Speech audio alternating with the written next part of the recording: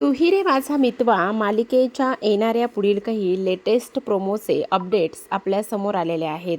खूपच जबरदस्त असा इथे प्रोमो रिलीज झालेला आहे आणि तो म्हणजेच की आता रामनवमीच्या मुहूर्तावरच ईश्वरी समोर एक नाही तर दोन सत्यांचा उलगडा होणार असतो आणि तो म्हणजेच की आता इकडे ईश्वरी समोर अर्णवचे बाबा आलेले असतात आणि सगळ्यात दुसरी महत्त्वाची गोष्ट, एवढे दिवस सुप्रियाला निर्दोष करू पाहणारी ईश्वरी जेव्हा इथे आता रमाकांत राजेश शिर्केला भेटते तेव्हा मात्र आता सगळ्या गोष्टींचा इथे उलगडा होताना आपल्याला पाहायला दिसणार आहे.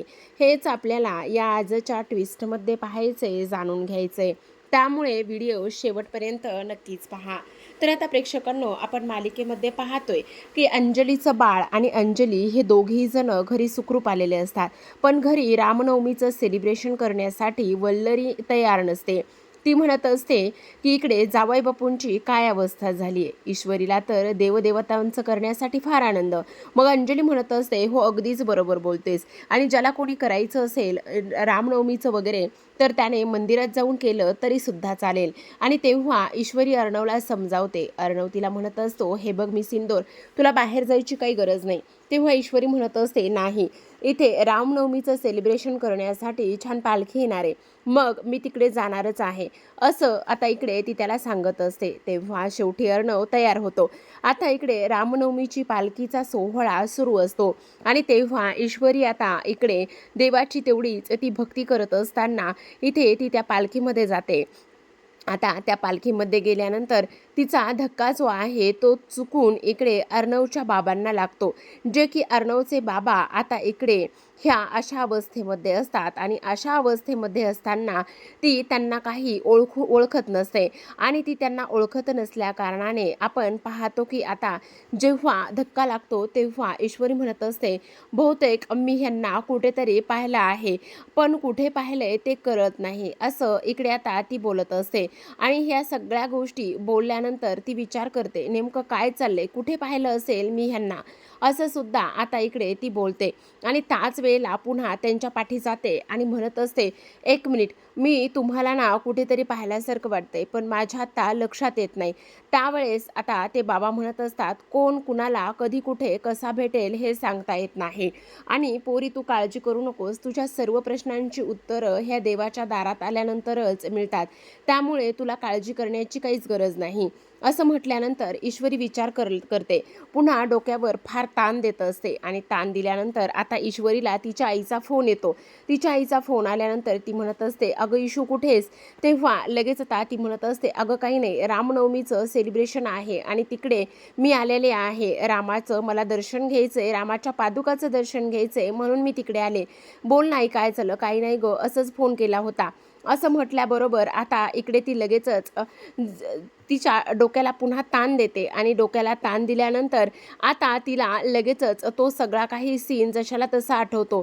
त्या फोटोमध्ये पाहिलेलं ते सगळं तिच्या नजरेसमोर येतं आणि तेव्हा ती म्हणते की नाही, हे तर अर्णव सरांचे बाबा आहेत, हे तेच व्यक्ती आहेत, ह्यांना ह्यांना मी इथे पाहिलंय, ह्यांना मी कुठे पाहिलंय असा विचार ती करते आणि आईसोबतच मी त्यांना पाहिलंय, हे सुद्धा आता इकडे ती बोलत असते. आणि तेव्हा लगेच आता म्हणत असते, म्हणजे हे तर आईसोबतच्या फोटोमधले आहेत, नाही नाही नाही, अर्णवचे बाबाच आहेत, हे काही करून त्यांना पकडायला पाहिजे, त्यांना गाठायला पाहिजे, ह्यांना जर गाठलं तर सर्व प्रश्नांची उत्तरं सगळी जशाला तशीच मिळतील, काय करू काय करू असा विचार करते आणि पुन्हा त्या गर्दीमध्ये ती त्या बाबांना शोधण्यासाठी धावत असते.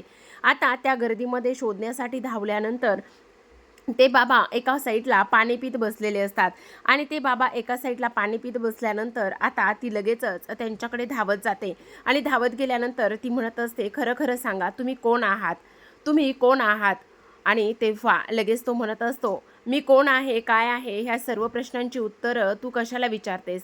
त्यावर ईश्वरी म्हणत असते, नाही, तुम्ही अर्णव सरांचे बाबा आहात, तुम्ही रमाकांत राजेश शिर्के आहात, असं म्हटल्यानंतर आता इकडे ती म्हणत असते, तो म्हणत असतो, तुला कसं माहिती? त्यावर ती म्हणत असते, मी अर्णव सरांची बायको, अर्णव राजेश शिर्के, त्यांची बायको आहे मी. तेव्हा लगेच आता ते म्हणत असतात, काय काय सांगतेस काय? त्यावर ती म्हणत असते, तुम्हाला एक गोष्ट मला सांगायची, तुमच्यासोबत आत्ता तुम्ही माझ्यासोबतच घरी चला, मी तुमचं काहीच ऐकून घेणार नाही. त्यावर ते म्हणत असतात, नाही पोरी, त्या सर्व गोष्टीला मी खूप जास्त मागं टाकले, मला आता यायचं नाही. त्यावर ती म्हणत असते, पण तुमच्या तिथे येण्याने आणि त्या गोष्टी जर पुन्हा समोर आल्या तर बरीच आयुष्य इथे उद्ध्वस्त होण्यापासून वाचतील. तेव्हा आता इकडे ते म्हणत असतात, म्हणजे तुला नेमकं काय म्हणायचंय?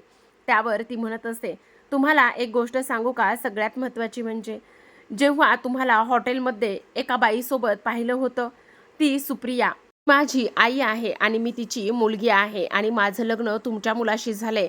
पण आता अर्णव सरांना अशी गोष्ट समजली की माझ्या आईमुळे त्यांच्या आईनं आत्महत्या केली आणि त्यामुळे ते ह्या सगळ्या गोष्टीला मला जबाबदार मानतायत, माझ्या आईला जबाबदार मानतायत. तुम्ही काही करा पण घरी चला. त्यावर तो म्हणत असतो, हे बघ बाळा, त्या सगळ्या गोष्टीमध्ये सुप्रियेची आणि माझी काही चूक नव्हती, पण मीडियावाले तिथे कसे आले आणि ह्या सगळ्या गोष्टी झाल्या. त्यावर आता इकडे ती म्हणत असते, पण तुम्ही आत्ताच्या आत्ता घरी चला. तुम्हाला तुमच्या मुलाबाळांना, त्याचबरोबर मुलाला पाहायचं नाही का? तुमची आई इकडे वाट बघतीये, तुमची आज सासूबाई सुद्धा वाट बघते, तुम्ही चला. त्यावर आता लगेचच इकडे ती त्यांना घेऊन येते. घेऊन आल्यानंतर आपण पाहतो की सगळेजण हॉलमध्ये असतात आणि सगळेजण हॉलमध्ये असताना, काय ग ईश्वरी, हे बाबा कोण आहेत?